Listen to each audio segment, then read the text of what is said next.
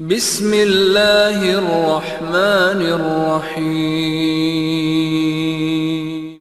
الحمدللہ رب العالمین والصلاة والسلام علی اشرف الانبیاء والمرسلین نبینا محمد وعلی آلہ واصحابہ اجمعین وبعد۔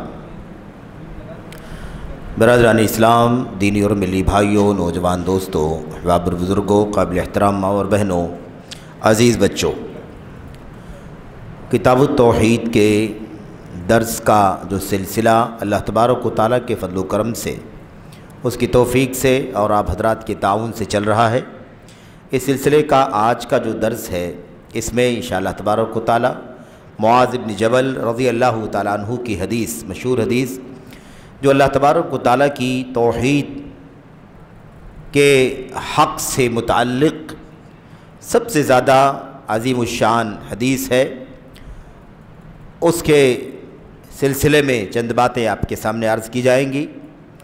کچھ باتیں ابتدائی طور پر آپ کے سامنے پیش کی گئی ہیں اس سے پہلے کے حلقے میں، اس سے پہلے کی ملاقات میں، مجلس میں۔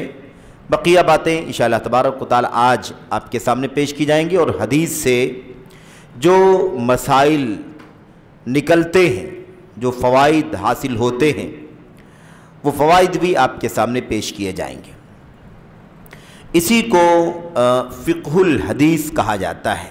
فقہ الحدیث یعنی حدیث رسول صلی اللہ علیہ وسلم سے حاصل ہونے والا علم، جس کے اندر نہ تو کوئی ہوس ہو، نہ تو خواہشات نفسانی ہو، نہ اپنی عقل مجرد ہو، نہ انسان کی اپنی منمانی ہو۔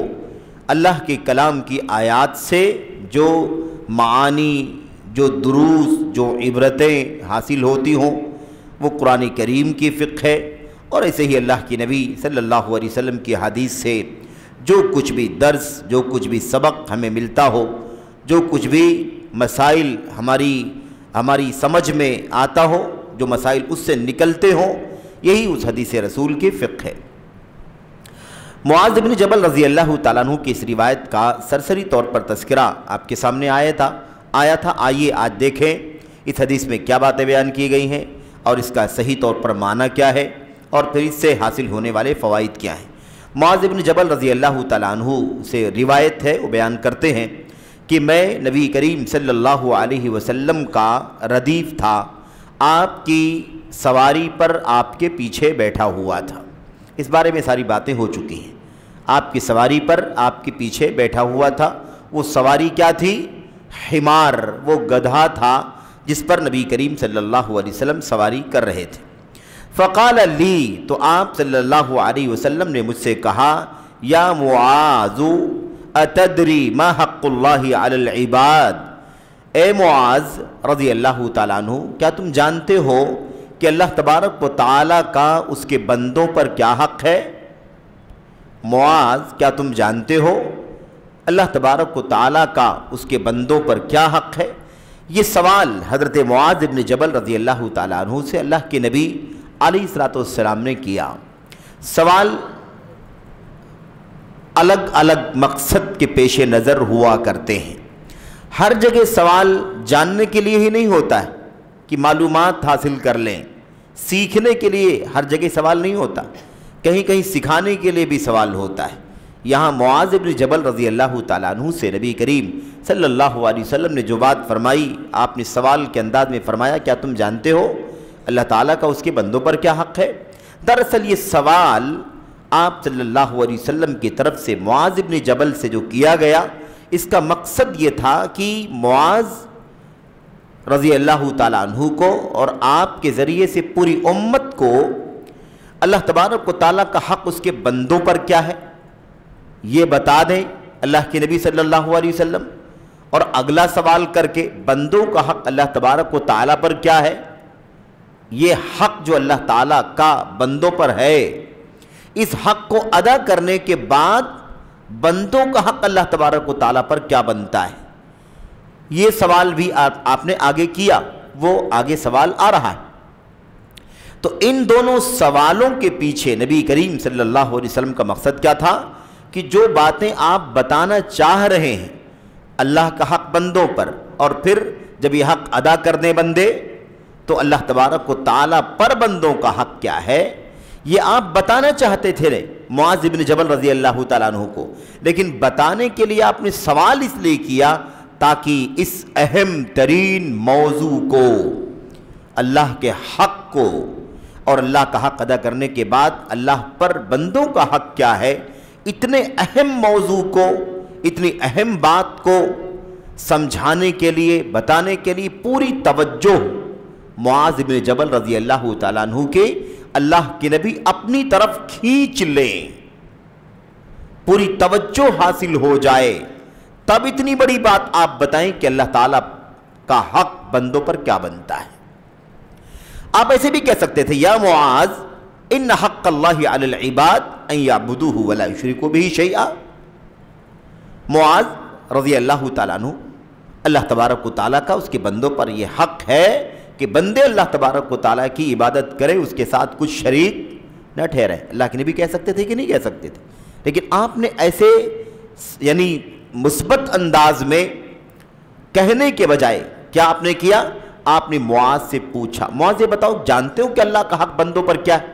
یہ سوال کا جو انداز ہے یہ دراصل توجہ حاصل کرنے کے لیے، توجہ کھینچنے کے لیے، پورے ذہان کو، پوری سوجھ بوجھ کو، پورے شعور کو اللہ کے نبی صلی اللہ علیہ وسلم کے حوالے کر دیں، تب اللہ کے نبی بتلائیں کہ اللہ تبارک و تعالیٰ کا حق اس کے بندوں پر کیا بنتا ہے۔ اس سے ایک مسئلہ مستنبط ہوا، مسائل تو آگے آ رہے ہیں، کیا کیا باتیں اس سے معلوم پڑی، لیکن ایک خاص بات جو یہاں سمجھنے کی ہے وہ یہ ہے کہ توحید باری تعالی سب سے زیادہ اس بات کا حقدار مضمون ہے کہ اس پر پوری توجہ لگائی جائے، غافل ہو کر کے نہ بیٹھا جائے، کھویا ہوا نہ بیٹھا جائے، آدمی ذہن و دماغ سے کہیں اور ہو اور جسم سے یہاں ہو، ایسے نہیں ہونا چاہیے۔ ایسے تو کسی بھی دین اور شریعت کے موضوع پر گفتگو سننا ہو، سیکھنا ہو، علم حاصل کرنا ہو، کوئی درس ہے، کوئی اجتماع ہے، کوئی خطبہ ہے نا، کوئی بھی موضوع ہے، مناسبت ہے، تو ہمیں چاہیے کہ ہم کیا کریں؟ توجہ کے ساتھ، دھیان کے ساتھ، انہماک کے ساتھ، فکر مندی کے ساتھ بیٹھیں، ہمیشہ ہونا چاہیے۔ لیکن یہ تو توحید کا موضوع ہے، اس سے زیادہ دلچسپ، شیریں، میٹھا مضمون دنیا کے اندر کوئی اور نہیں ہے۔ اور اللہ تبارک و تعالیٰ کے حق کا موضوع اگر ہم بندے نہ جانیں، اللہ تعالیٰ کا حق کیا ہے ہم پر، اگر ہم اللہ تعالیٰ ہی کا حق نہ جانیں تو آپ کا حق، آپ کا حق، آپ کا حق، بیوی کا حق، بچوں کا حق، والدین کا حق، پڑوسیوں کا حق، مہمانوں کا حق، بڑوں کا حق، چھوٹوں کا حق، فلاں کا حق، فلاں کا حق جان کے کیا کر لیں گے؟ ایک آدمی سارے لوگوں کے حقوق جانتا ہو، جاننا چاہتا ہو، اس کی فکر کرتا ہو، لیکن اسے اس بات کی فکر نہ ہو کہ وہ یہ جانے کہ میرے رب کا مجھ پر کیا حق بنتا ہے، میرے اللہ کا حق کیا ہے۔ یہاں بھی نبی کریم صلی اللہ علیہ وسلم نے جو حق کی بات پوچھی سوال میں، آپ نے اس کے لیے حق اللہ کہا۔ اتدری ما حق اللہ علی العباد، کیا تم جانتے ہو اللہ کا حق؟ اللہ کے نبی نے رب نہیں استعمال کیا، ما حق الرب علی العباد، اللہ تبارک و تعالیٰ کے بندوں پر رب کا، اس کے بندوں پر کیا حق ہے، رب نہیں استعمال کیا، کیا استعمال کیا؟ اللہ استعمال کیا۔ یہ بھی ایک پیغام ہے کہ الوہیت اللہ تبارک و تعالیٰ کا کی یہ کانوں سے ٹکرائے اور کانوں سے گزر کر کے دل کے گہرائی میں اتر جائے۔ اور مسئلہ یہ بھی تھا کہ مشرکین مکہ جو تھے، مشرکین عرب، ان کا سب سے بڑا مسئلہ تو یہ تھا کہ وہ اللہ تبارک و تعالیٰ کو رب مانتے تھے، رب مانتے تھے، خالق مانتے تھے، مالک مانتے تھے۔ زمین کا پیدا کرنے والا کون؟ آسمانوں کا پیدا کرنے والا کون؟ بارش برسانے والا کون؟ زمین اور آسمان کے درمیان تدبیر کرنے والا کون؟ نظام اور سسٹم چلانے والا کون؟ صحت دینے والا، بیماری دینے والا ہے کہ نہیں؟ مارنے والا، جلانے والا وغیرہ وغیرہ کون ہے؟ اللہ تبارک و تعالیٰ نے قرآن کریم میں اس بات کو کئی جگہوں پر دہرایا۔ مشرکین سے اگر آپ پوچھیں کہ یہ سب کون کرتا ہے، لَيَقُولُنَّ اللَّهُ، تو ضرور آپ کو یہ جواب دیں گے کہ یہ سب کون کرتا ہے؟ اللہ کرتا ہے۔ ربوبیت جانتے تھے، مانتے تھے، مسئلہ تھا الوہیت کا، اللہ تبارک و تعالیٰ کے معبود ہونے کا، اللہ تبارک و تعالیٰ کی تمام عبادات کے حقدار ہونے کا مسئلہ سب سے زیادہ پیچیدہ تھا. جو اللہ تبارک و تعالیٰ کو خالق و مالک ماننے والے مشرکین عرب تھے وہ خالق و مالک تو مانتے تھے، لیکن جب عبادت کرنے کا موقع آتا تھا تو رب ذوالجلال کے در کو چھوڑ کر کے وہ کہاں جاتے تھے؟ لات، منات، عزا، ہبل اور چھوٹے بڑے معبودان جس کو انہوں نے بنا رکھا تھا، ان کی عبادت اور پرستش کرنے کے لیے چلے جایا کرتے تھے. اللہ تعالیٰ نے یہ سمجھانے کے لیے یہ بات بار بار قرآن کریم میں دہرائی کہ ربوبیت کا عقیدہ رکھنے والے، اللہ کو رب، خالق، مالک، صحت، بیماری، زندگی، موت دینے والا جو مانتے ہیں، ان سے آپ کہیے کہ جب تم مانتے ہو کہ زمین و آسمان کا پیدا کرنے والا اور ان تمام چیزوں کا خالق و مالک اور تمام چیزوں کا میں تصرف کرنے والا اللہ تبارک و تعالیٰ ہے، تو پھر عبادت کا حق بھی اسی کا ہے. تو یہ سب ماننے کے باوجود اللہ تبارک و تعالیٰ کی عبادت میں لات کو، منات کو، عزا کو، ہبل کو، فلاں فلاں کو شریک کیوں ٹھہراتے ہو؟ یہ پیشانی ان کے سامنے کیوں جھکاتے ہو؟ ان کے لیے رکوع کیوں کرتے ہو؟ سجدہ کیوں کرتے ہو؟ عبادات کے اعمال، عبادات کے مراسم کیوں ادا کرتے ہو اللہ تبارک و تعالیٰ کو چھوڑ کر کے کسی اور کے لیے؟ کہ اللہ تبارک و تعالیٰ کے ساتھ کسی اور کو بھی شریک ٹھہراتے ہو، ایسا کیوں کرتے ہو؟ ٹھیک ہے، تو اللہ کے نبی صلی اللہ علیہ وسلم نے دو باتیں یاد رکھنا ہے. کیا فرمایا؟ ما حق اللہ علی العباد. کیا تم جانتے ہو؟ یہ تو شوق دلانے کے لیے، توجہ کھینچنے کے لیے. تو ہمیں بھی چاہیے کہ ہم کیا کریں بھائی؟ توحید کے موضوع کو سننے، پڑھنے، کتابوں میں پڑھیں، اہل علم سے سیکھیں، ہے کہ نہیں؟ توجہ کے ساتھ، پورے انہماک کے ساتھ، پوری دل جمعی کے ساتھ، پوری دلچسپی کے ساتھ، پوری، میرے بھائیوں، جس کو کہتے ہیں پورے ذہن، دل، دماغ کو لگا کر کے، یہ ہماری اور آپ کی ذمہ داری ہے. مسئلہ کیا ہے؟ اس سے پہلے بھی آپ کے سامنے ذکر کیا گیا تھا. ایک طبقہ ایسا ہے دنیا کے ہر مضمون کو سنتا ہے، سننا پسند کرتا ہے، ساری چیزوں کو سننے میں دلچسپی لیتا ہے، توجہ دیتا ہے، انہماک کے ساتھ سنتا ہے. لیکن اگر توحید کا موضوع رکھ دیا جائے، توحید کے موضوع پر درس ہو، خطاب ہو، خطبہ ہو، کوئی اور پہلو ہو سمجھانے کا توحید کے موضوع کو، تو اس میں دلچسپی نہیں لیتا. وہ کہتا ہے کیا بار بار توحید سناتے ہو؟ کیا بار بار توحید سناتے ہو؟ اس موضوع کو بار بار دہرانے کا مقصد کیا ہے آپ کا؟ کیوں دہراتے ہیں آپ؟ کیا بتانا چاہتے ہیں؟ کہ اللہ تعالیٰ کو ہم نہیں جانتے؟ اللہ تعالیٰ کی معرفت نہیں ہمیں؟ اللہ تبارک و تعالیٰ اکیلا نہیں ہے؟ کیا ہم نہیں جانتے؟ جانتے ہو اللہ تبارک و تعالیٰ اکیلا ہے، لیکن جاننے کے باوجود بھی اس اکیلے کے ساتھ دوسرے، تیسرے، چوتھے، بڑے، چھوٹے، اعلیٰ، ادنا کو شریک ٹھہراتے ہو. عبادات میں سجدہ بھی غیر اللہ کے لیے کرتے ہو، رکوع بھی غیر اللہ کے لیے کرتے ہو، عالم الغیب بھی اللہ کے سوا کو مانتے ہو، مدد بھی غیر اللہ سے طلب کرتے ہو، استعانت بھی غیر اللہ سے کرتے ہو، سوال روزی کا اللہ کے سوا سے کرتے ہو کہ نہیں کرتے ہو، اولاد کا سوال غیر اللہ سے کرتے ہو کہ نہیں کرتے ہو. یہ سارے مسائل میرے بھائیوں سمجھنے کے ہیں کہ ضرور ایک مسلمان اسلام کا نام لینے والا کلمہ گو یہ کہتا ہے کہ میں جانتا ہوں کہ اللہ تبارک و تعالیٰ ایک ہے، اللہ اکیلا ہے. قل هو اللہ احد اللہ الصمد لم یلد ولم یولد ولم یکن لہ کفوا احد. یہ سب کہنے والا، پڑھنے والا، سب کچھ. اس کے بعد جمعرات کو مزاروں کا، درگاہوں کا درشن کرتا ہے، ماہانہ جاتا ہے فلاں جگہوں پر، سالانہ، اور اس میں مزارات پر جا کر کے چادریں چڑھاتا ہے، ان کے سامنے اپنی حاجات کا سوال کرتا ہے، اپنی مشکلات کا شکوہ کرتا ہے. اس سارے کام میرے بھائیوں کرتا ہے. اسی لیے جس طرح سے اللہ تبارک و تعالیٰ کا حق جاننا چاہیے اس طرح ہم نہیں جانتے. ہم میں سے بہت سارے لوگ، مسلمانوں میں سے، اسلام کے نام لیواؤں میں سے بہت سارے لوگ نہیں جانتے. اس لیے ضروری ہے کہ اللہ تبارک و تعالیٰ کی توحید کے حق کو پوری توجہ، پورے انہماک اور پوری دل جمعی کے ساتھ سنیں، پڑھیں اور اس کا علم حاصل کریں. یہ بنیادی ذمہ داری ہے. اللہ تبارک و تعالیٰ نے قرآن کریم میں فرمایا وَمَا قَدَرُ اللَّهَ حَقَّ قَدْرِهِ. ان لوگوں نے اللہ تبارک و تعالیٰ کی قدر جیسی کرنی تھی. اللہ تعالیٰ کی قدر، اللہ تبارک و تعالیٰ کا مقام، اللہ تبارک و تعالیٰ کی عظمت، اس کی شان، جو قدر اللہ تبارک و تعالیٰ کی ہونی چاہیے وہ قدر ان لوگوں نے نہیں کیا، کما حقہ اس کی قدر نہیں پہچانا۔ یہ ہے مسئلہ میرے بھائیوں، میرے بزرگوں۔ اسی لیے یہ بات ہمیں اچھی طرح سے جاننا چاہیے کہ اللہ کے نبی نے معاذ ابن جبل اعلمہم بالحلال والحرام، جو صحابہ کرام میں حلال و حرام کے سب سے اچھے علم والوں میں سے تھے یا سب سے اچھے علم والے تھے، اللہ کے نبی ان کو مخاطب کرتے ہیں تو کیا کہتے ہیں؟ اے معاذ، کیا تم جانتے ہو کہ اللہ کا حق بندوں پر کیا ہے؟ سوال سن کر کے آدمی توجہ دے گا کہ نہیں دے گا؟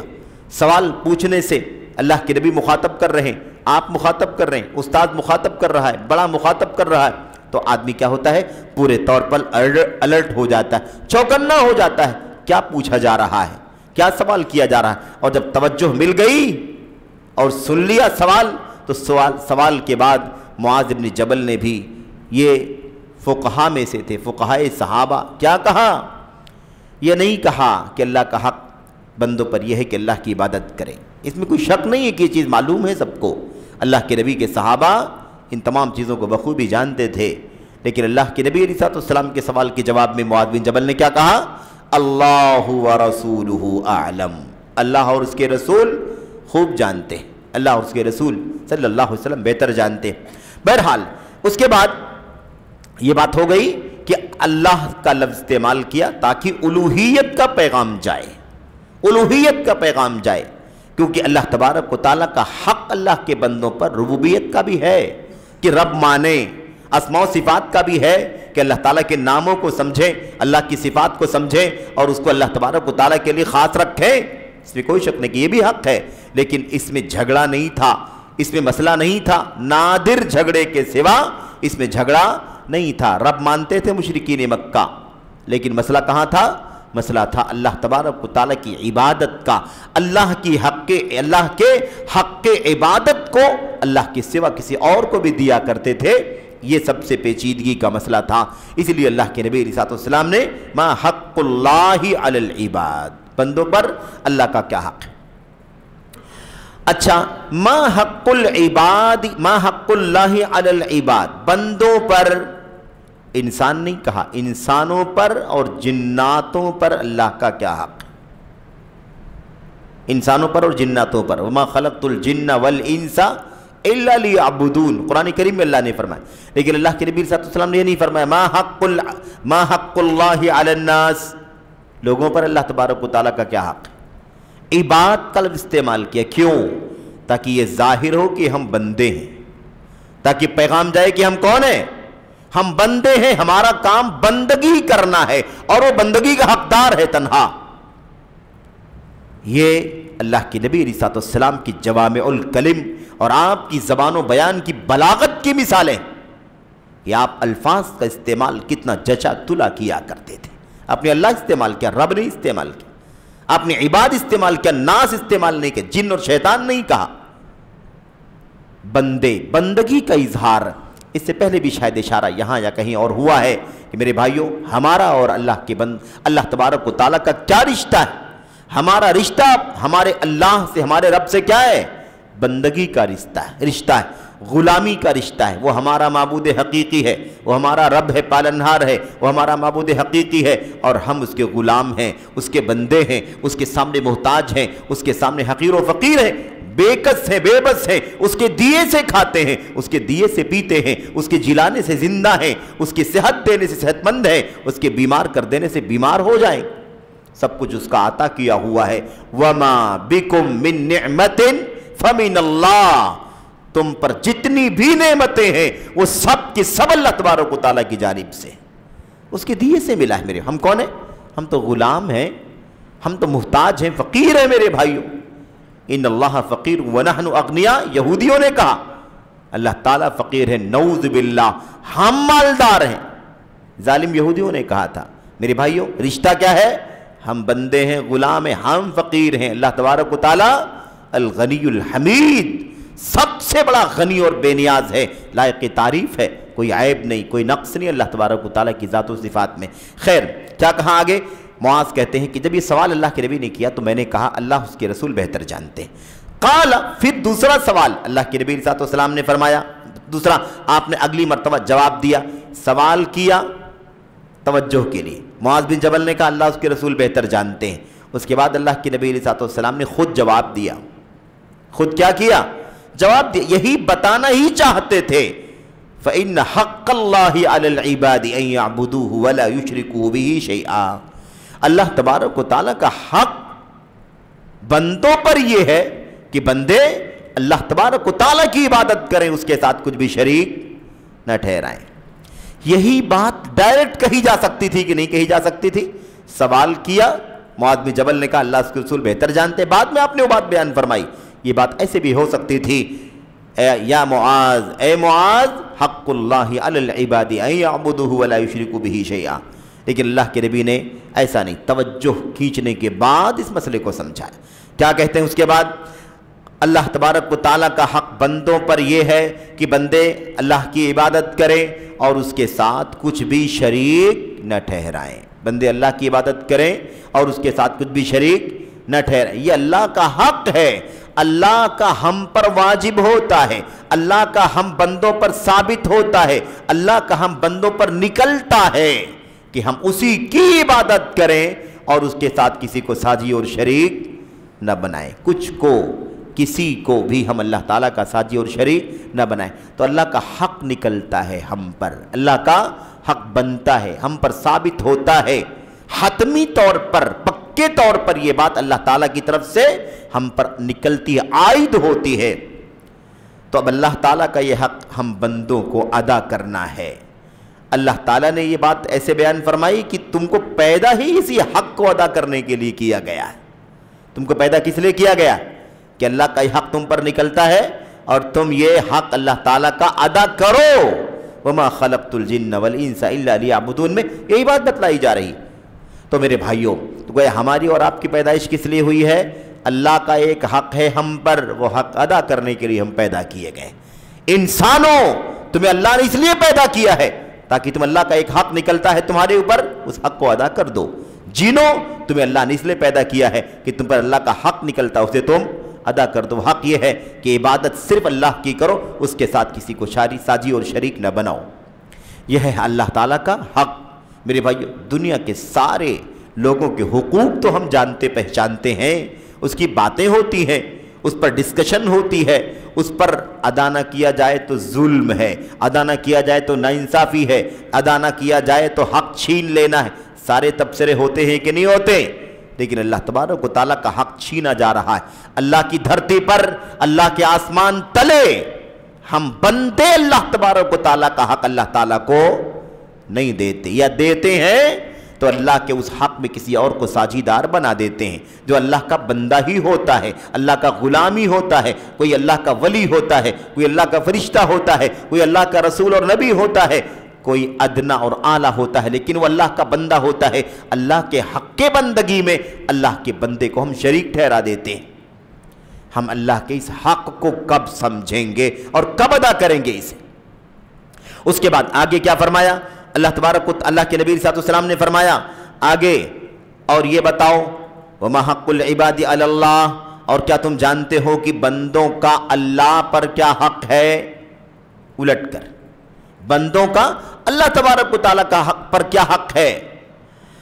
اب معاذ بن جبل نے وہی جواب، اللہ اور اس کے رسول بہتر جانتے ہیں، اللہ اور اس کے رسول بہتر جانتے ہیں. یہ ادب سکھایا جا رہا ہے. معاذ بن جبل ہمیں ادب سکھا رہے ہیں کہ بڑے جب سوال کریں تو اپنی، میرے بھائیوں، اپنی جیب سے نکال کے بتانا شروع مت کر دو، بلکہ توقف کر کے سیکھنے کی کوشش کرو، رک کر کے علم حاصل کرنے کی کوشش کرو. معاذ بن جبل کو کیا نہیں معلوم تھا کہ بندوں کا اللہ تبارک و تعالیٰ پر کیا حق ہے؟ جانتے تھے، اور دونوں پہلو جانتے تھے، اللہ کا حق بندوں پر اور بندوں کا حق اللہ پر. لیکن سوال کے جواب میں نہیں کہا اللہ کا حق یہ ہے، بندوں کا حق یہ ہے، بلکہ دونوں سوال کے جواب میں کیا کہا؟ اللہ اور اس کے رسول بہتر جانتے ہیں.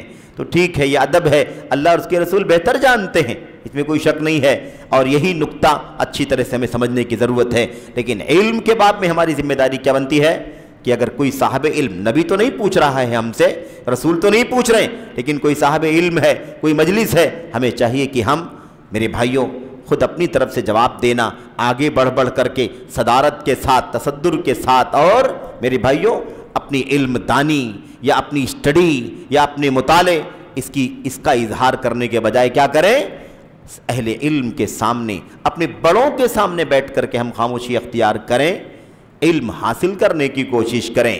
بولنے کا طریقہ بعد میں سیکھنا، پہلے خاموش رہنے کا طریقہ سیکھو۔ خاموش رہنا یہ سب سے بڑا کام ہے۔ علم کو اللہ تبارک و تعالیٰ کی طرف، رسول کی طرف سونپ دیا کہ نہیں سونپ دیا معاذ بن جبل نے، تو اہل علم کو سونپ دینا چاہیے یا نہیں سونپ دینا چاہیے؟ ہمارے بڑے علماء، ہمارے کبار علماء، ہمیں چاہیے کہ ہم کسی مسئلے کا تذکرہ ہو تو ہم بجائے اس کے کہ اپنی طرف سے کوئی بات کرنا شروع کر دیں، جلد بازی کریں، بہتر یہ ہے کہ ہم کیا کریں؟ سونپ دیں۔ شیخ صاحب آپ ہی بتائیے، ہے کہ نہیں؟ ہمارا کام یہ ہونا، ہم سیکھیں گے نا ان سے، کیونکہ ہم سے بہت بڑے علم میں بہت بڑے ہیں، بہت اونچے ہیں، ہم ان سے علم حاصل کریں گے۔ اور یہ ادب ایک جگہ نہیں، بہت ساری جگہوں پر ہے، یہ اس کا موقع نہیں ہے، ورنہ ہم موضوع سے نکل کر کے دوسری طرف چلے جائیں گے۔ یہ ایک مستقل موضوع ہے میرے بھائیوں کہ طالب علم میں ایک بنیادی ادب کیا ہے؟ بنیادی ادب یہ ہے کہ آدمی اپنے سے بڑے علم والے کے سامنے زیادہ بولنے کے بجائے خاموشی اختیار کرے اور اسے علم کی موتی چننے کی کوشش کرے، جیسا کہ حضرت علی بن ابی طالب رضی اللہ تعالیٰ عنہ اور دیگر لوگوں کے بہت سارے آثار ہیں، سلف امت کے اقوال ہیں۔ اس سلسلے میں گفتگو کرنے کا کوئی اور موقع آئے گا تو گفتگو کی جائے گی۔ آج اس حدیث کو ہمیں پڑھ لینا ہے اور اس کے فوائد سے بھی ہمیں آگاہ ہو جانا ہے۔ اس کے بعد کیا ہوا؟ اللہ تبارک و تعالیٰ بندوں کا اللہ تبارک و تعالیٰ پر کیا حق ہے؟ اس میں ایک بات جو خاص طور پر ہمیں سمجھنی ہے وہ یہ ہے کہ اللہ تبارک و تعالیٰ کا حق بندوں پر۔ اب یہ سوال کیا ہے؟ اللہ تبارک و تعالیٰ پر بندوں کا حق، لیکن یاد رہے کہ بندوں کا حق اللہ تبارک و تعالیٰ پر، اس میں دو باتیں بنیادی ہیں۔ ایک بات تو یہ ہے کہ اللہ تبارک و تعالیٰ کا کوئی حق، اللہ تبارک و تعالیٰ پر کسی بندے کا کوئی حق کیسے بن سکتا ہے؟ ہم تو غلام ہیں، تو ہم کیا اللہ تعالیٰ پر حق جتائیں گے کہ اللہ تبارک و تعالیٰ ہمارا نکلتا ہے آپ پر؟ ہم خود غلام ہیں، ہمارا اپنا کچھ ہے ہی نہیں۔ ہم تو ذرے سے لے کر پہاڑ تک سب کس کا ہے؟ اللہ تبارک و تعالیٰ کا۔ سب کچھ جو ہم کو دے رہا ہے اللہ تبارک و تعالیٰ ہی دے رہا ہے، تو ہم کیا ہو جائیں گے کہ یہ سوچ لے کہ ہمارا واجب ہے اللہ تبارک و تعالیٰ کے اوپر کہ وہ دے؟ یہ کچھ بھی نہیں ہے۔ ایک غلام کا، ایک بندے کا بھلا اپنے مالک پر، اپنے آقا پر، اپنے معبود حقیقی پر کیا بن سکتا ہے؟ کچھ نہیں بنتا۔ یہ اللہ تبارک و تعالیٰ کا فضل ہے، اس کا احسان ہے، اس کا کرم ہے کہ اللہ تعالیٰ نے اپنے فضل و کرم سے ہم بندوں کا حق اپنے اوپر واجب کر لیا ہے۔ ہم نے نہیں واجب کیا ہے اللہ تعالیٰ پر اپنا حق، ہم نے واجب نہیں کیا ہے، بلکہ اللہ تعالیٰ نے ایک حق کو خود سے اپنے اوپر ہم بندوں کے لیے واجب کر لیا ہے۔ لیکن وہ حق کیا ہے اور کب ملے گا؟ جب ہم پہلے والا حق ادا کر دیں گے، اللہ کا حق ادا کر دیں گے، تو اللہ تعالیٰ نے اپنے اوپر ہمارا ایک حق واجب کر لیا ہے فضل و کرم سے کہ جب تم اللہ تعالیٰ کی عبادت کرو گے، اس کے ساتھ شریک نہیں ٹھہراؤ گے، تو میں تمہیں عذاب نہیں دوں گا۔ تو بندوں کا حق اللہ پر کیا ہے؟ بندوں کا حق اللہ پر یہ ہے کہ اللہ تبارک و تعالیٰ بندوں میں سے جو اس کے ساتھ شرک نہ کرے، اللہ تعالیٰ اسے عذاب نہ دے۔ تو ایک بات تو ہوگی کہ اللہ تعالیٰ پر ہمارا کچھ نکلتا نہیں ہے، یہ اللہ تعالیٰ نے اپنے فضل و کرم سے خود واجب کر لیا ہے ہمارا حق اپنے اوپر۔ دوسری جو چیز سمجھنے کی ہے وہ یہ ہے کہ اگر آپ کے سامنے کتاب ہوتی تو آپ دیکھتے کہ اس میں خاص بات جو کہی جا رہی ہے وہ یہ ہے کہ بندوں کا حق اللہ تبارک و تعالیٰ پر یہ ہے کہ اللہ تبارک و تعالیٰ ان کو عذاب نہ دے جو اللہ کے ساتھ شریک نہ ٹھہرائیں، جو اللہ کے ساتھ کچھ بھی شریک نہ ٹھہرائیں، اللہ تعالیٰ ان کو عذاب نہ دے۔ اس ٹکڑے میں جاننا یہ ہے کہ اس میں عبادت کا لفظ استعمال نہیں کیا گیا ہے۔ کیا کہا گیا؟ پہلے میں کیا کہا گیا؟ اللہ کی عبادت کریں، اس کے ساتھ کچھ بھی شریک نہ ٹھہرائیں۔ بعد میں جب بندوں کے حق کی بات آئی تو اللہ کے نبی نے کیا فرمایا؟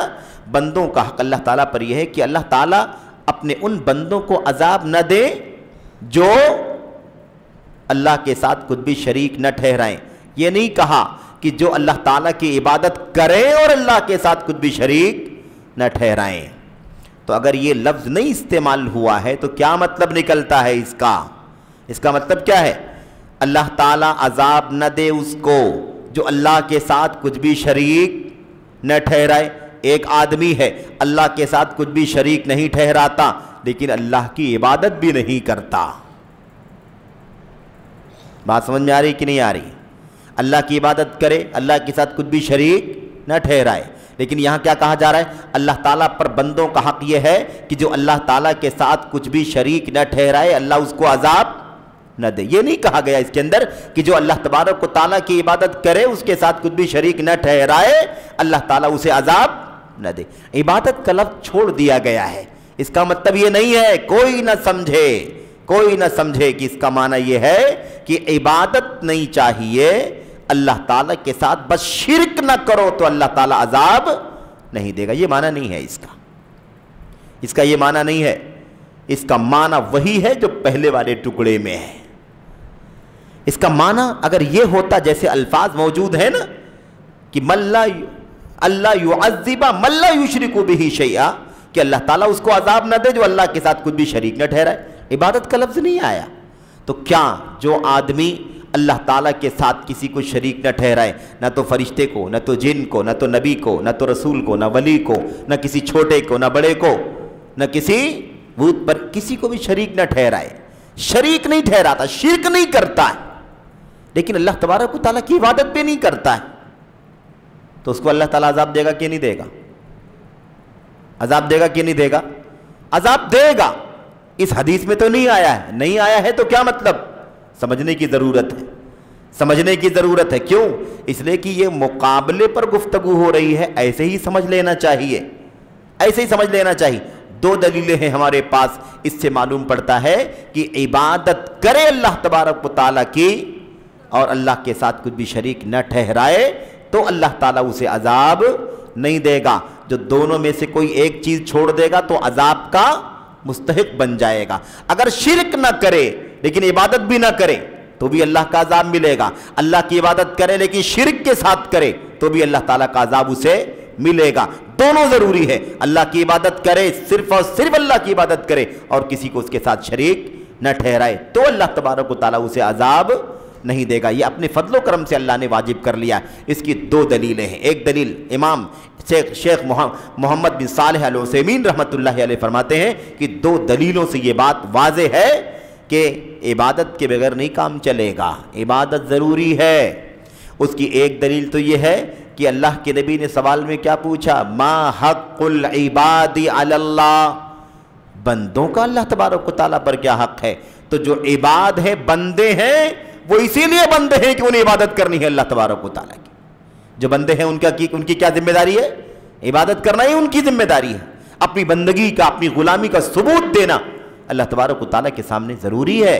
ایک دلیل تو یہ ہو گئی۔ دوسری دلیل یہ ہے کہ یہ بات پچھلے والی بات کے مقابلے میں ہے، اللہ کا حق بندوں پر، اور یہاں بات ہو رہی ہے بندوں کا حق اللہ تبارک و تعالیٰ کے اوپر، تو وہی جملہ دہرایا جائے گا۔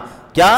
ان یعبدوہ ولا یشرکوا بہ شیئا، اللہ کی عبادت کرے، اس کے ساتھ کچھ بھی شریک نہ ٹھہرائیں۔ وہی بات یہاں ہونی چاہیے، اللہ کی عبادت کریں اور اللہ کے ساتھ کچھ بھی شریک نہ ٹھہرائیں، تب اللہ تبارک و تعالیٰ ایسے بندوں کو عذاب نہیں دے گا۔ واضح ہو گئی بات؟ تو یہ نقطہ یاد رہے، کیونکہ یہاں اس طرح کی باتوں سے، اس طرح کے الفاظ سے لوگ بسا اوقات غلط مفہوم نکال لیتے ہیں۔ اور صوفیوں کو آپ نے دیکھا کہ نہیں دیکھا؟ صوفی حضرات کا یہ عقیدہ ہے کہ آدمی عبادت کرتے کرتے کرتے اتنے اونچے مقام پر پہنچ جاتا ہے کہ اب اسے پھر عبادت کرنے کی ضرورت باقی نہیں بچتی۔ میرے بھائیوں، عبادت سے ایک سیکنڈ کے لیے بھی کوئی آزاد نہیں ہے۔ ہمارے اور آپ کے نبی محمد الرسول اللہ صلی اللہ علیہ وسلم زندگی کے آخری 5 دن جو بیماری میں گزرے تھے، یاد ہے کہ نہیں یاد ہے؟ ام سلمہ رضی اللہ تعالیٰ عنہ روایت کرتی ہیں اللہ کے نبی علیہ الصلوۃ والسلام بیمار ہیں، آپ پر بخار کا حملہ ہے اور آپ پر غشی طاری ہو جا رہی ہے، آپ بے ہوش ہو جا رہے ہیں، آپ کے چہرے پر جب پانی کا چھینٹا مارا جاتا تو آپ ہوش میں آتے، کبھی کبھی آپ کے جسم پر جو چادر ہے آپ اسے اوڑھ لیتے، اور جب دم گھٹنے لگتا تو اپنے چہرے سے چادر ہٹا دیتے، اور جب آپ کی آنکھ کھلتی اور آپ کو ہوش آتا، بے ہوشی سے باہر آتے، تو آپ ایک ہی سوال کرتے، اصلی الناس، کیا لوگوں نے نماز پڑھ لی ہے؟ لوگوں نے نماز پڑھی کہ نہیں پڑھی؟ نبی کریم صلی اللہ علیہ وسلم کو دو لوگ کاندھا دے کر کے اپنے کاندھوں کے سہارے سے لے کر کے مسجد میں حاضر ہوتے اور آپ صلی اللہ علیہ وسلم نماز پڑھتے، اور آخری بات جو کہتے کہتے اللہ کے نبی نے فرمائی، وہ آپ نے کیا فرمائی تھی؟ دو باتوں کا ذکر فرمایا تھا، دو باتوں کا۔ کیا باتیں تھی وہ؟ ایک تو وہ یہود و نصارہ پر لعنت ہو جن لوگوں نے اپنے انبیاء اور صالحین کی قبروں کو سجدہ گاہ بنا لیا، توحید کی اور شرک کی بات اللہ کے نبی نے فرمائی، بنیادی بات ہے جو موضوع چل رہا ہمارے سامنے، اور آخری بات اللہ کے نبی نے فرمائی تھی، الصلاۃ وما ملکت ایمانکم، الصلاۃ وما ملکت ایمانکم، دو تین بار آپ نے غالباً دہرایا، الصلاۃ، نماز کو لازم پکڑنا، میری امت کے لوگوں نماز کو لازم پکڑنا۔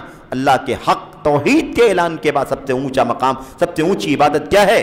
بنیادی الصلاۃ، نماز کو لازم پکڑنا، نماز کو لازم پکڑنا۔ اور انسانوں میں، بندوں میں اللہ تبارک و تعالیٰ کے جو غلاموں کے ساتھ ظلم کا، زیادتی کا، ناانصافی کا معاملہ ہوتا تھا، اللہ کے نبی نے وفات سے پہلے یہ بھی دہرا دیا، وما ملکت ایمانکم، تمہارے جو غلام ہیں، تمہارے ہاتھوں کی جو ملکیت ہے، یعنی تمہارے غلام، ان کے حقوق کا خیال کرنا، ان پر ظلم نہ ہونے پائے، ان پر زیادتی نہ ہونے پائے، یہ پیغام اللہ کے نبی علیہ السلام دیتے گئے۔ تو اللہ کے نبی صلی اللہ علیہ وسلم زندگی کی آخری سانس تک عبادت کرتے رہے، آپ سے کبھی نماز معاف نہیں ہوئی، آپ سے کبھی عبادات کو چھوڑنے کی آپ کو اجازت نہیں دی گئی۔ تو جب نبی کریم صلی اللہ علیہ وسلم کو عبادات سے آزادی نہیں ملی تو دنیا کے کس آدمی کو عبادات سے چھٹی مل سکتی؟ تو یہ صوفیہ نے بنا لیا۔ تو عبادت بنیادی چیز ہے، عبادت کے لیے ہم پیدا ہوئے ہیں۔ بہرحال باتیں چل رہی ہیں، آگے کیا کہا؟ اللہ تبارک و تعالیٰ، بندوں کا حق اللہ تبارک و تعالیٰ پر یہ ہے کہ اللہ تعالیٰ ایسے کو سزا نہ دے، ان بندوں کو سزا نہ دے، عذاب نہ دے جو اس کے ساتھ کچھ بھی شریک نہ ٹھہرائیں، یعنی اللہ کی عبادت کریں اور اس کے ساتھ کچھ بھی شریک نہ ٹھہرائیں۔ قلت یا رسول اللہ، میں نے کہا اے اللہ کے رسول صلی اللہ علیہ وسلم، افلا ابشر الناس، افلا ابشر الناس یا افلا ابشر بہ الناس، یہ جو بات آپ بتلا رہے ہیں کہ بندوں کا حق اللہ تبارک و تعالیٰ پر یہ ہے کہ اللہ تعالیٰ ایسے بندوں کو سزا نہ دے، عذاب نہ دے جو اس کی عبادت کریں، اس کے ساتھ کسی کو شریک نہ ٹھہرائیں، کچھ بھی شریک نہ ٹھہرائیں، تو بہت بڑی خوشخبری ہے۔ کیا ہے یہ؟ بہت بڑی خوشخبری ہے کہ اللہ تعالیٰ کی عبادت ہوتی رہے اور اللہ کے ساتھ شرک نہ کرے تو اللہ تعالیٰ اسے عذاب نہیں دے گا۔ نماز کا کیا ہوگا، روزے کا کیا ہوگا، حج و زکوٰۃ کا کیا ہوگا، یہ سب کرنا ہے کہ نہیں کرنا ہے؟ اللہ کی عبادت کرے، ہے نا؟ آ گئی بات، یہ سب عبادت والی بات شامل ہے، اور شرک نہ کرے اللہ تبارک و تعالیٰ۔ تو اب اگر اللہ تبارک و تعالیٰ کی عبادات کی پابندی کر لے اور اللہ تعالیٰ کے ساتھ شریک نہ ٹھہرائے، یہ بشارت ہے کہ بھئی اللہ کی عبادت کرو، اللہ کے ساتھ کچھ بھی شریک نہ ٹھہراؤ، اللہ عذاب نہیں دے گا تمہیں۔ تو بشارت ہے، کوئی خوشخبری دے دوں میں لوگوں کو، اللہ کے نبی بتاؤں لوگوں کو جا کے، لوگوں اللہ کی عبادت کرو، شرک نہیں کرنا، اللہ تمہیں عذاب نہیں دے گا، لوگوں اللہ کی عبادت کرو، شرک نہیں کرنا، اللہ تعالیٰ تمہیں عذاب نہیں دے گا۔ اللہ کے نبی علیہ السلام نے فرمایا کہ نہیں، خوشخبری مت سناؤ، خوشخبری مت سناؤ، فَيَتَّكِلُوا، ورنہ سب کے سب اسی خوشخبری پر بھروسہ کر کے، تکیہ کر کے، ڈیپینڈ ہو کر کے بیٹھ جائیں گے۔ عمل میں، نیکی میں سبقت کرنا، زیادہ سے زیادہ نیکیاں اکٹھا کرنا، زیادہ سے زیادہ اجر و ثواب کی تمنا کرنا، زیادہ سے زیادہ اعمال صالح کا ذخیرہ اکٹھا کرنے کا جو جذبہ ہے، وہ سب جذبہ کیا ہوگا؟ سد پڑ جائے گا۔ نماز، روزہ، حج، زکوٰۃ کرتے رہو، صدقات دیتے رہو، شرک نہ کرو، اللہ تبارک و تعالیٰ عذاب نہیں دے گا۔ تو یہ دراصل عمل کی ترغیب، کہ ایسا نہ ہو. اچھا اس کا معنی کیا ہے؟ یعنی اللہ کے نبی صلی اللہ علیہ وسلم نے جو کہا کہ بشارت نہ دو، بشارت تو ہے ہی، بشارت ہے، لیکن آپ نے کیا فرمایا کہ بشارت نہ دو. تو بشارت نہ دینے کے بارے میں خاص بات ہمیں یہ جاننی ہے کہ اللہ کے نبی صلی اللہ علیہ وسلم نے کیوں منع کیا بشارت دینے سے، خوشخبری دینے سے منع کیوں کیا؟ اسی لیے صاف صاف لفظ ہے نا، تاکہ لوگ تکیہ کر کے بھروسہ کر کے بیٹھ نہ جائیں، عمل کرنے کی دوڑ، عمل کرنے میں سبقت اور ہے نا تنافس کرنا چھوڑ دیں، ایسا نہ ہو جائے. اس میں خاص نکتہ یہ ہے، یہ بھی ہے، ایسا نہ ہو کہ یہ بشارت سن کے توحید کی جو شرط لگائی گئی ہے اور شرک سے بچنے کی جو شرط لگائی گئی ہے، اس کو سن کر کے اور اس کی حقیقت کو جانے بغیر، بشارت کی حقیقت اور بشارت کا اصل معنی سمجھے بغیر لوگ اپنے عمل پر تکیہ کر کے بیٹھ جائیں اور زیادہ سے زیادہ نیکی کرنے کا جذبہ سرد پڑ جائے. نیکیوں میں مسارعت، مسابقت یعنی تیز آگے بڑھنا ہے نا، آگے آگے رہنا، سبقت کرنا، مقابلہ کرنا، تنافس کرنا، اس سے لوگ کیا ہو جائیں؟ دور ہو جائیں. اس لیے ایسا نہ کرو، لوگوں کو عمل کرنے دو، لوگوں کو عمل کرنے دو. یہ مقصد تھا نبی کریم صلی اللہ علیہ وسلم کا. آج آپ دیکھیں کہ آدمی جو ہے نا وہ بشارت کے اس پہلو کو لیتا ہے جو اس کے کام کا ہے. بھئی اگر اللہ تعالیٰ کی عبادت کرے، اس کے ساتھ کچھ بھی شریک نہ ٹھہرائے، اس کو جنت کی بشارت، یعنی اللہ تعالیٰ عذاب نہیں دے گا، اس کی خوشخبری ہے. تو ہمارے لیے اس خوشخبری کو سننے کے بعد کیا ذمہ داری عائد ہوتی ہے؟ اس خوشخبری کے بعد سب سے بڑی ذمہ داری ہم پر کیا آتی ہے بتائیے؟ یہی تو آتی ہے نا کہ بھئی ہم اچھی طرح سے یہ جانیں کہ اللہ کی عبادت کیا ہے اور اس کا صحیح طریقہ کیا ہے، کون کون سی عبادت ہے جو اللہ تبارک و تعالیٰ کے لیے ہمیں کرنی ہے، اور عبادت کا صحیح معنی کیا ہے، اور اللہ تعالیٰ کے ساتھ کچھ بھی شریک نہیں ٹھہرانا. شرک میں کیا کیا آتا ہے، کیا شرک ہے، کیا شرک نہیں ہے، کیا شرک ہے، کیا شرک نہیں ہے. ہمیں اچھی طرح سے یہ ذمہ داری آتی ہے ہم پر کہ اچھی طرح سے ہم توحید کو سمجھیں، اللہ کی عبادت کو سمجھیں، اللہ کی عبادت کے حق کو سمجھیں، اس کا خوب علم حاصل کریں، شرک کو سمجھیں اور شرک کے ذرے ذرے کو اور اس کی باریکیوں کو سمجھ کر کے اس سے اپنے آپ کو بچائیں. سب سے بڑی ذمہ داری یہ بنتی ہے کہ نہیں بنتی ہے؟ لیکن آدمی کرتا کیا ہے؟ بشارت سے خوش ہو جاتا ہے اور بشارت کا جو اصل تقاضا ہے اس کو فراموش کر دیتا ہے.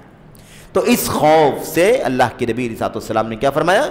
خوشخبری نہ دو، خوشخبری نہ دو. فَيَتَّكِلُوا، ورنہ لوگ بھروسہ کر کے بیٹھ جائیں گے، توکل کر لیں گے اور تکیہ کر کے بیٹھ جائیں گے کہ تب جنت تو ملنی ہے، عذاب تو نہیں ملے گا، اب عذاب سے نجات مل رہی ہے.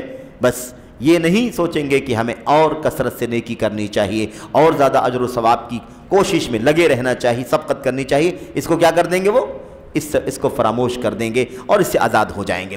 اچھا یہ روایت صحیح بخاری میں بھی ہے، مسلم میں بھی ہے. صحیح بخاری کی ایک روایت میں یہ بات آئی ہوئی ہے کہ حضرت معاذ بن جبل رضی اللہ تعالیٰ عنہ نے اپنی وفات سے پہلے، اپنی موت سے پہلے یہ خوشخبری لوگوں کو بتا دی تھی، اس ڈر سے کہ علم چھپانے والے نہ ہو جائیں، علم چھپانے والے کہیں علم چھپانے والے نہ ہو جائیں. جبکہ نبی کریم صلی اللہ علیہ وسلم نے منع کیا تھا، لیکن یہ ممانعت خاص مقصد کے لیے تھی. تو انہوں نے گنہگار ہونے کے ڈر سے اپنی وفات سے پہلے لوگوں کو یہ خوشخبری بتا دی تھی. گویا کہ وہ یہ سمجھ چکے تھے کہ اصل میں مقصد یہ نہیں کہ خوشخبری نہ پہنچے، مقصد یہ ہے کہ لوگ تکیہ کر کے بیٹھ جائیں، عمل کرنا چھوڑ دیں، سبقت نہ کریں، زیادہ سے زیادہ نیکیاں اکٹھا نہ کریں. یہ خطرہ تھا جس کی وجہ سے اللہ کے نبی نے اس سے منع کیا تھا. تو وفات سے پہلے اللہ کے نبی معاذ بن جبل رضی اللہ تعالیٰ عنہ نے لوگوں کو بتلا دیا کہ یہ اللہ کے نبی کی طرف سے خوشخبری ہے کہ اگر تم گناہ، دیکھیے ہوتا کیا ہے میں آپ کو بتاؤں، اصل مسئلہ ہے یہاں پر عقیدے کا ایک مسئلہ بہت بنیادی ہے. وہ یہ ہے کہ ایک فرقہ مرجئہ نامی ہے. کون سا فرقہ ہے یہ؟ مرجئہ ایک فرقہ ہے. اس فرقے کا عقیدہ کیا ہے؟ اس فرقے کا عقیدہ یہ ہے کہ اگر آدمی کی توحید سلامت ہے، آدمی کا عقیدہ سلامت ہے، یعنی شرک نہیں ہے اس کے عقیدے کے اندر، تو پھر اس کو کسی نیکی کی کوئی ضرورت نہیں ہے.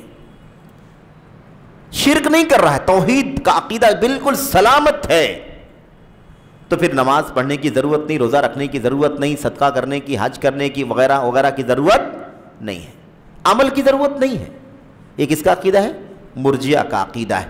یہ عقیدہ باطل عقیدہ ہے، کیونکہ عمل کے بغیر وہ ایمان بھی درست نہیں ہوگا، ایمان کے بغیر وہ عمل کے بغیر وہ توحید بھی درست نہیں ہوگی، کیونکہ توحید جب ہم اللہ تبارک و تعالیٰ کی وحدانیت کا، اللہ تبارک و تعالیٰ کی الوہیت کا اعتراف کرتے ہیں، اشہد ان لا الہ الا اللہ جب ہم بولتے ہیں، لا الہ الا اللہ جب ہم بولتے ہیں، اس کا معنی کیا ہوتا ہے؟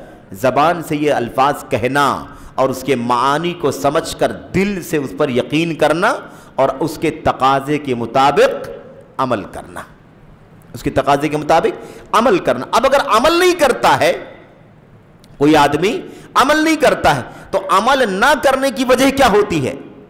اس کی وجہ ہوتی ہے آدمی کی خواہشات نفسانی، آدمی کی خواہشات نفسانی، جس کو قرآن کریم میں ہوا کہا گیا۔ ہوا، اہوا، یعنی اپنی مرضی کے مطابق، اپنے جی کے مطابق، اپنی خواہشات کے مطابق، اپنی چاہت کے مطابق جو اس کا دل چاہتا ہے کرتا ہے، جو اس کا دل چاہتا ہے نہیں کرتا ہے۔ تو احوا کے بارے میں، خواہشات نفسانی کی غلامی کرنے کے بارے میں اللہ تبارک و تعالیٰ کا کلام کہتا ہے کہ جو عمل نہیں کرتا ہے، گناہوں کے کام کرتا ہے، یا جو کام کرنے کے ہیں اسے نہیں کرتا ہے، جو کام نہیں کرنے کے ہیں منع ہے اسے کرتا ہے، دونوں گناہ ہے نا۔ فرائض کو جو کرنے کے کام ہے اسے نہ کرے تو بھی گناہ ہے، اور جو کام نہیں کرنا ہے منع کر دیا گیا اسے کرتا ہے تو بھی گناہ کا کام ہے۔ آدمی معاصی اور گناہ کے کام کرتا ہے، کیوں کرتا ہے؟ اس لیے کرتا ہے کہ وہ اپنی خواہشات کے پیچھے چلتا ہے۔ قرآن کریم اللہ تبارک و تعالیٰ کے کلام میں اللہ تعالیٰ کا ارشاد ہے کیا؟ افرأیت من اتخذ الہہ ہوا، افرأیت من اتخذ الہہ ہوا افانت تکون علیہ وکیلا۔ اللہ تبارک و تعالیٰ فرماتا ہے کہ کیا آپ نے اسے دیکھا ہے، کیا آپ اس کے بارے میں جانتے ہیں؟ من اتخذ الہہ ہوا، جس نے اپنی خواہشات کو اپنا معبود بنا لیا ہے، جس نے اپنی خواہشات کو کیا بنا لیا ہے؟ اپنی من چاہی کو اپنا معبود بنا لیا، یعنی جیسے اپنے معبود کی بات کو ماننا ہے، جو اللہ کہے وہ ماننا ہے، وہ کرنا ہے، جس سے اللہ منع کر دے اس سے باز آ جانا ہے۔ کیا آپ نے اسے دیکھا ہے جس نے اپنے نفس کو اپنا معبود بنا لیا ہے؟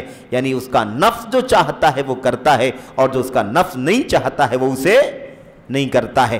تو نفس کی بنیاد پر، خواہشات کی بنیاد پر انسان گناہوں کے کام کرتا ہے، اور نفس پہ پیچھے چلنے والے کو اللہ نے کیا فرمایا؟ وہ اپنے نفس کو، اپنی چاہتوں کو، اپنی خواہشات کو اپنا اللہ تبارک و تعالیٰ کے جگہ پر رکھتا ہے، معبود بنا لیتا ہے۔ تو یہ بہت بنیادی نکتہ ہے کہ عمل کے بغیر، مرجیہ کا عقیدہ ہے عمل کے بغیر آدمی جنت میں چلا جائے گا، لیکن یہ بات واضح کیا ہو رہی ہے کہ جو عمل نہیں کرتا ہے وہ بھی شرک کرتا ہے۔ کیوں؟ اس لیے کہ وہ اپنے نفس کی غلامی کرتا ہے، اپنے نفس کو معبود بنا لیتا ہے۔ یہ بھی کیا ہے؟ یہ بھی ایک طرح کا شرک ہے۔ افرأیت من اتخذ الہہ ہوا، کیا آپ نے دیکھا یا آپ بتائیے جس نے اپنے معبود کو، اپنے نفس کو، اپنی خواہشات کو اپنا معبود بنا لیا ہے۔ جیسے معبود کی بات کو ماننا ہے، اس کے پیچھے اس کی باتوں پر عمل کرنا ہے، ایسے اپنی خواہشات کو مانتا ہے اور اس کے پیچھے چلتا ہے۔ تو اصل میں عمل نہ کرنا، گناہوں کے کام کرنا، فرائض کو چھوڑ دینا، اوامر کو چھوڑ دینا، ممنوعات کو کرنا، یہ سب کیا ہے؟ گناہ ہے۔ اور گناہ انسان نفس کی غلامی کرنے کی وجہ سے کرتا ہے، اور نفس کو اللہ تبارک و تعالیٰ بنا لیتا ہے۔ جیسے اللہ کی بات کو ماننا ہے، ایسے اپنے نفس کی بات کو مانتا ہے۔ اسی لیے اگر کوئی آدمی عمل نہیں کرے گا تو وہ بھی شرک کرے گا، جو عمل نہیں کرے گا وہ بھی کیا کرے گا؟ شرک کرے گا۔ کس کو شریک کر رہا ہے؟ اپنے نفس کو۔ تو یہ بھی بہت بنیادی مسئلہ ہے، اس لیے یہ مرجیہ کا عقیدہ باطل، مرجیہ کا عقیدہ غلط ہے۔ عمل، اور یہ گمراہی کہاں سے آئی مرجیہ کے ہاں؟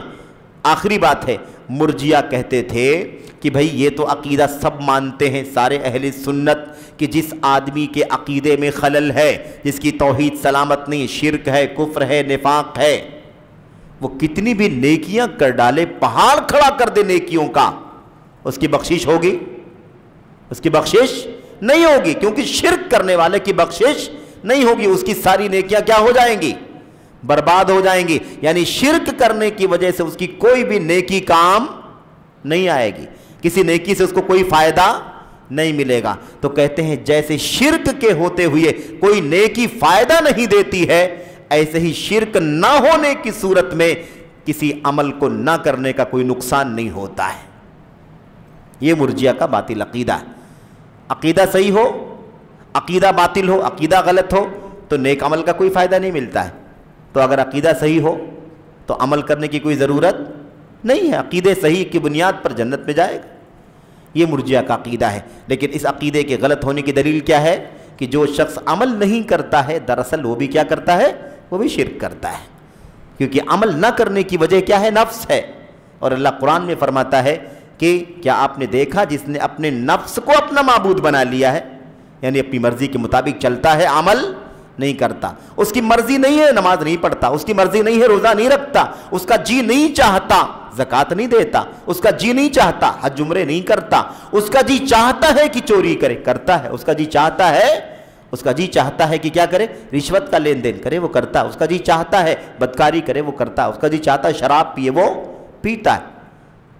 تو یہ درجہ کس کا ہے؟ اللہ تبارک و تعالیٰ کا ہے کہ نہیں؟ کہ اللہ کی مرضی جو ہے وہ کرو اور اللہ کی مرضی جو نہیں ہے وہ نہ کرو۔ تو اگر وہ اپنی مرضی کے مطابق کرتا ہے اور اپنی مرضی نہ ہونے کے مطابق نہیں کرتا ہے تو اس نے اپنے نفس کو اللہ بنا لیا کہ نہیں بنا لیا؟ تو عمل نہ کرنا، گناہ کا کام کرنا بھی کیا ہے؟ شرک کرنا ہے، یہ بھی شرک ہے، اور اس لیے بے عمل آدمی بھی عذاب کا مستحق ہوگا اللہ تبارک و تعالیٰ کے۔ بہرحال تو یہ اس حدیث کی تشریح تھی، اس کے جو فوائد ہیں وہ رہ گئے ہیں، انشاءاللہ تبارک و تعالیٰ اس کے جو فوائد اور مسائل ہیں اس پر اگلے درس میں انشاءاللہ آپ کے سامنے گفتگو ہوگی۔ اللہ سے دعا کرتے ہیں کہ اللہ تبارک و تعالیٰ ہمیں اللہ کا حق جاننے پہچاننے کی توفیق عطا فرمائے، اسے ادا کرنے کی توفیق عطا فرمائے، اور اللہ تبارک و تعالیٰ کی رحمت سے، اس کے فضل و کرم سے پر امید ہونے کی توفیق عطا فرمائے کہ اگر ہم نے اللہ تبارک و تعالیٰ توحید کا پاس کیا، اللہ تبارک و تعالیٰ کی ذات میں صفات میں کسی بھی طرح کا کوئی شرک نہیں کیا، اور اللہ تعالیٰ کے احکامات پر عمل کرتے رہے، تو اللہ کا وعدہ ہے کہ ہمیں عذاب نہیں دے گا۔ اللہ تبارک و تعالیٰ سے دعا ہے کہ اللہ ہمیں توحید خالص کی توفیق عطا فرمائے، شرک کے ذرے ذرے سے بچنے کی توفیق عطا فرمائے، آمین یا رب العالمین۔ وصلی اللہ وسلم وبارک علی نبینا محمد وعلی آلہ وصحبہ اجمعین۔ السلام علیکم ورحمۃ اللہ وبرکاتہ۔